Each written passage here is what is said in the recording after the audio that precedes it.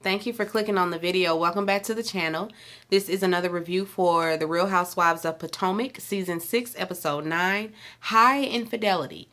Mia, she's picking out an outfit in the closet. She calls Gordon downstairs to help her decide on something. She's getting ready to have lunch with her mother. She's excited but nervous. You know, she don't want to say nothing that's going to trigger her mom in any way. In the past, I assumed, in conversation with her mom has, gotten triggered and it's caused her to relapse. And so she doesn't want to do that again. She don't want to be the cause of her mama relapsing. Wendy and Eddie, they are talking about the trip.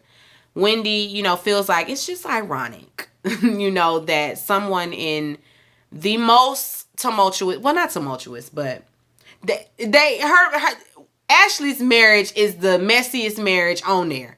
And so somebody that's always in the blogs want to come tell me about what the blogs are saying. Yeah, that's ironic.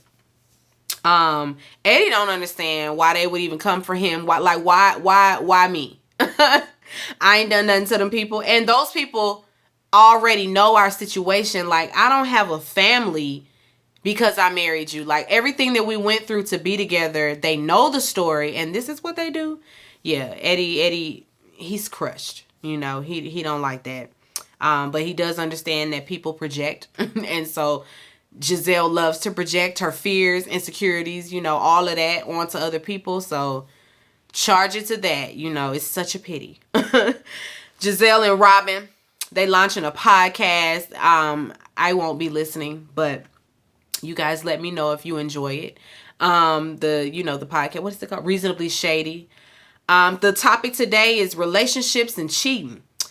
They look up some statistics. I don't even know why Giselle sets herself up for this kind of stuff. Cause girl, anyway, we ask about, how much men cheat. 20% of men are out there cheating.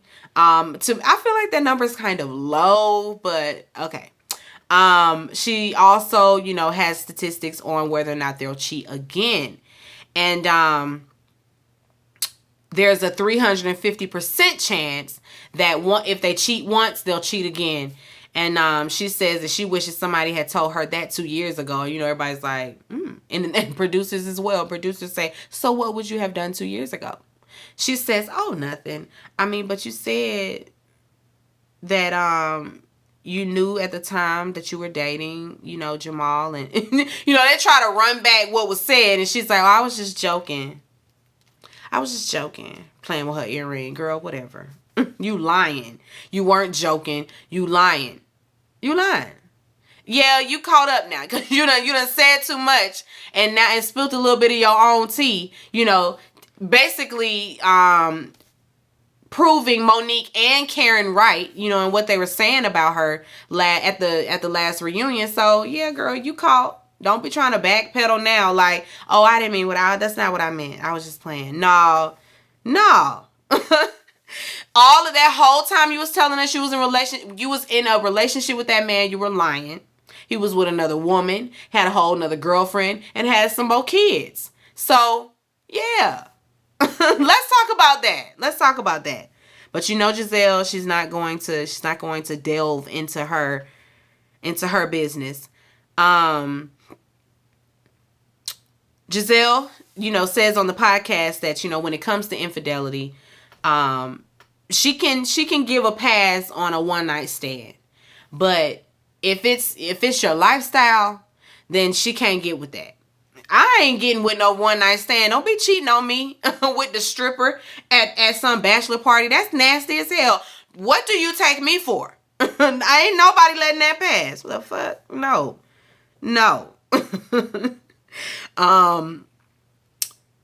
Robin, of course, she has her stories or whatever. Oh, she says she ain't surprised that Giselle and Jamal aren't together. Like, she never saw them together in the first place. But she talks about her story and, Juan cheated and they got divorced and then they rekindled their relationship again. And, she's just like, I took a lot from Juan in the past when I was younger, but never again. Not at this big ass age. I'm not doing it. She's not doing it.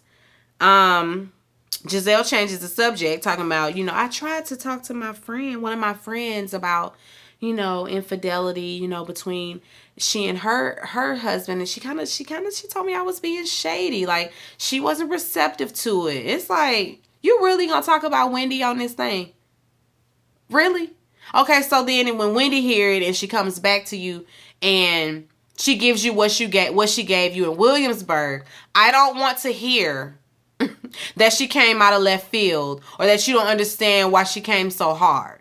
Because you are sitting up on this podcast, really dragging out this rumor and perpetuating the rumor like it was truth to it, like it had some validity.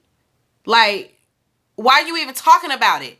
Because you said you didn't think it was real. You didn't think that, it was the truth. So why are you still rehashing it? And Robin sat her ass over there and didn't say anything either. See, Robin, that's what we be talking about. And it's in moments like that you correct your friend, because she shouldn't even be talking about it, because it's a rumor. We don't know if Eddie is cheating or has cheated. So why paint the picture like you was talking to your friend about her cheating husband? Because we all know the friend you're talking about is Wendy. Like, really, lady? I don't understand her. I really don't. Anyway, okay, Candace, she has dinner or lunch, I should say, with Chris. He's still in school. Oh, no. I jumped the gun, my bad. They just talking. She's still in school, trying to balance school and her music career, whatever. Chris is a big help. And that brings her to Giselle and her mess, and what Giselle had to say about Chris and him being, riding her coattail or whatever. Chris think it's funny. He like, listen, they don't know. You was my hostess, my cook, the bus girl. Like, you did it all. You helped me out when I had the restaurant, and you helped me push my dreams forward. And so it's your turn now. So I got you. They wouldn't understand. People who don't have that kind of support system won't understand. And that's very true. She talks about Ashley as well. She just don't see it for Ashley. She say Ashley and her forehead came to stir up the mess, and she ain't here for it. He tells her that's a bit harsh. That's a bit harsh. Candace don't see it for Ashley. I don't think she ever will. Ashley and Michael, they take Dylan to, I guess she's a massage therapist, a baby massage therapist. He's having a little trouble latching or staying latched, so he's not getting a full feed, which means she up every hour. And of course, you know what this means. They're having relationship issues because Michael can't have the sex. Because for Michael, sex is such a huge part of their marriage. And going without for any amount of time is just so much for him. It just brings so much strain to their marriage. Not to mention, you just gave birth. But that's okay. He in the car telling her, how much weight she's lost. You've lost your weight, You've lost the weight, so that's good for me. Good for you? What? And what is that to say? Because now you got pressure. You giving her pressure, that snap back pressure. Like, people, I'm already pressuring myself. I don't need my husband pressuring me to lose weight after having a baby. I don't need you doing that. I don't need you doing that. But he's so worried about her being, back in shape, his little Barbie all over again. He's just looking forward to that, and that's it. Never mind the postpartum, and getting your body back. Like, all of that is a lot. And you worried about yourself. And when you gonna get your peen wet. I can't with Michael. I really can't. But anyway, they go to this lady, and he in there grilling her, giving the therapist an interview, asking her all of her credentials, where she went to school, where she went to grad school, does she have any reviews that she can show him? Like, sir, you should have done all of that before you came here, before you booked. Don't book with me and then come sit up in my face like I ain't qualified. You booked already. So obviously you felt like I can do what I'm doing. Talk to your wife about my credentials. Because she obviously felt like I was qualified, which is why she booked the appointment. Anyway, the lady do what she's supposed to do. You know, she rocked Dylan. You know, give him a little massage around the neck area and the back. The baby was tense. He was tense. He had tense shoulders. So hopefully she say within, you know, the next couple of days, he should do better. He should do better, you know, staying latched on and all of that. Maybe he had a little gas. I don't know. But she wanted to go that route before, you know, doing any surgery. Okay, so Robin, she's sitting with her son and she calls her a life coach, who's also a licensed marriage and family therapist. Robin thinks she needs coaching. She don't think she needs, you know, any therapy like that. But she needs help getting her life together. And so the lady gonna help her with that. She's gonna do that for herself for her birthday. Okay, Mia, she meets with her mom for lunch. Mama ordered a drink. I said, Mama just got out of rehab. I thought the people in NA wasn't drinking like that. I thought when you was done, you was done. With all the vices. Like, I ain't judging. Because if it's not going to be a thing for you, then it's not. But I just thought that people who say I'm sober, that meant the liquors too. So, I mean, I don't know. They, you know, have lunch. And it's kind of awkward at first. But Mia breaks the ice, you know, talking about her daughter. Whatever. And she's saying, you know, that girl's a mess. And she's like, she just like you. You know, in fact... I used to tell your daddy, I can't stand that girl because she's just like him. Yeah, Mama still got a whole lot of bitterness towards that daddy. But, you know, she asks questions. You know, Mia's just trying to get her mom to open up a little bit. Mama really don't want to talk when it comes to her dad. But she gives a little bit, you know. Remember when you got burned? Mia was little. I think daddy was making oatmeal or he wasn't paying attention and she was making oatmeal. Either way, the whole pot fell on her, one side of her body, 2nd and 3rd degree burns. You know, she still has the scars. Mia likes to remember she likes to remember the good things about her father. Yeah, she was there for the bad, but like she's buried that, you know. She likes to remember him being a good person. But her mama said she wasn't at work like 15 minutes and then she was called back to the house and he down in the basement with another woman while you burnt. While the oatmeal, while you know, at the stove turning over oatmeal on yourself. He downstairs in the basement with another woman. So she kicked him out and she felt like she couldn't live without him and she tried to commit suicide. Mama just had all the sob stories. You know, it's unfortunate. I guess it's a good thing she's opening up because from what I understand, Mia says that normally she doesn't want to talk and she kind of clams up or, you know, refuses to go down that road. And so it's a good thing that she's peeling back the layers. So hopefully they can, you know, come around full circle and there won't be such a disconnect between Mia and her mom.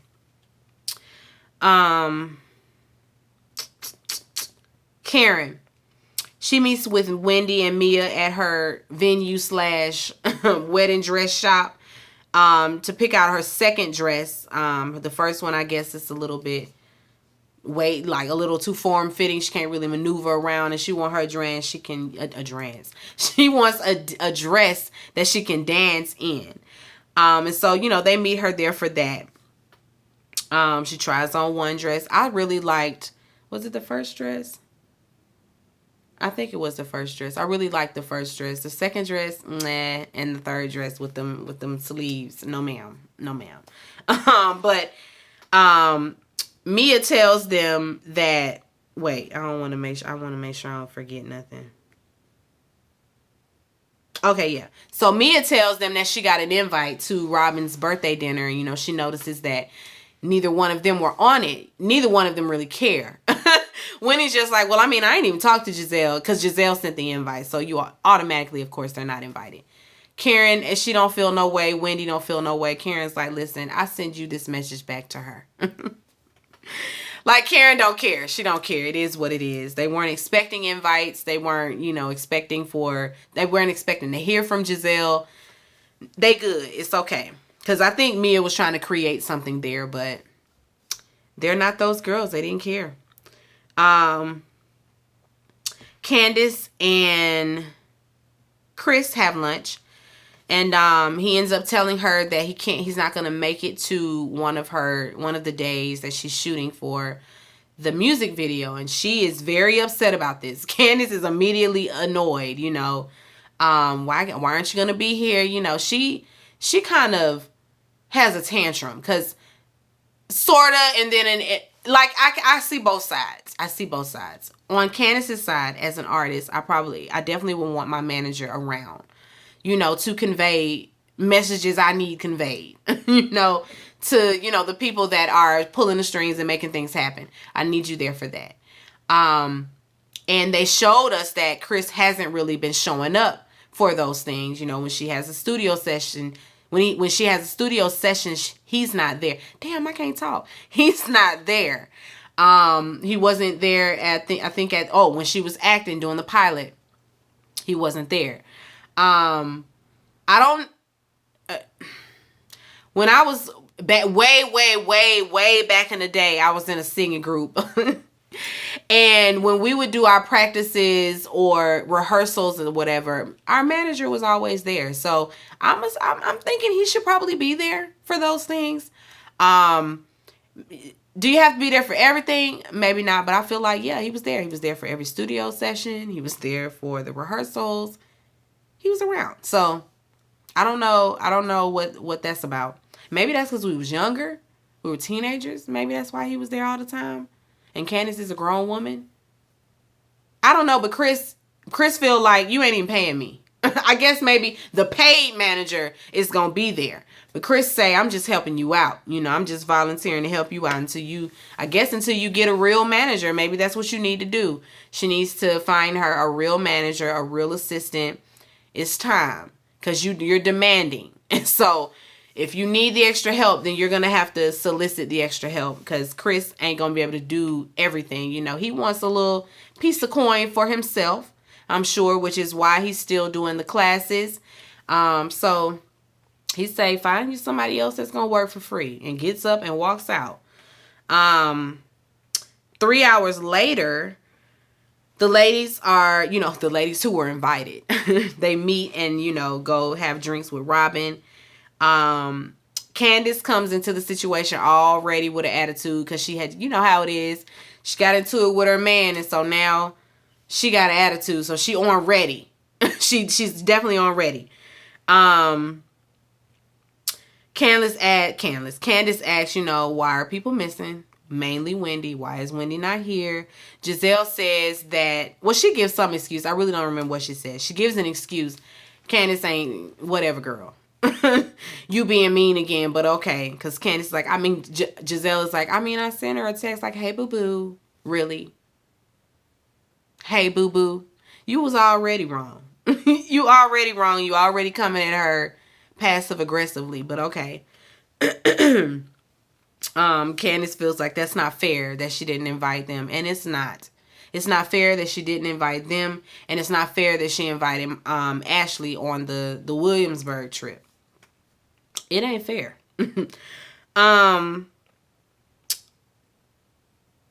Robin gets there, and she feels like things are up in the air as well between she and Wendy, so she's fine with the invite list.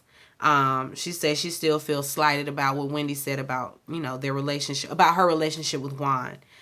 Giselle asked, did you add a little bit of hot sauce on, what I said? And Ashley says, I did not. Absolutely not. I did not. And Candace is just like, I guess because it's Ashley, this made it easier for her to just lash out because she goes in. That hoe did. That hoe absolutely did. You just call me a hoe? I did. That's inappropriate. It's appropriate because I said it. Because Ashley's like, I didn't, put 20 on 10. It was just basically like, I see that things are changing. Are you and Eddie revigorating your your love life. And Escala is like, what, girl? Now that just says that you believe the rumors. Why would you say that? I wasn't trying to be. Absolutely, that hoe did. They go back and forth, Candace and Ashley. You know, Ashley really can't get nothing out because Candace is biting her head off. Candace she's really good at the quick wit. I love that about her. She really is. There are a lot of people that she's mean and what she said wasn't nice. Whatever. This is Ashley we talking about. It's fair game. Now, had this been somebody else, I'd have been like, now, girl, don't say that. But it's Ashley. Since when? Since when do we care about this? You know, like, Ashley don't care who she offends. She don't care, you know, she don't care. So why should I? Why should I? That girl tell her, you brought your wide body ass down to Williamsburg to mess up the trip. To spread lies and bullshit. With your big ass forehead and your big ass face. Are you body shaming me? No, you body shame yourself with your big ass forehead and your big ass face every time you walk in a room. And everybody just sitting there sipping a drink. Ashley thought she had a friend. She looking around for some help. No, not today. You're on your own. Not today. She read you down. Now, I know that, you know, Ashley ain't no punk. So she'll be back. She'll be back once she regroups. But she got you this time, girl. She got you. Let me get off of here and plug this phone up. I got 2 more reviews to do. I'm tired. Anyway, be sure to rate, comment, and subscribe to the channel. It's Call Me Busby, and I'll chat with you later. Peace and light.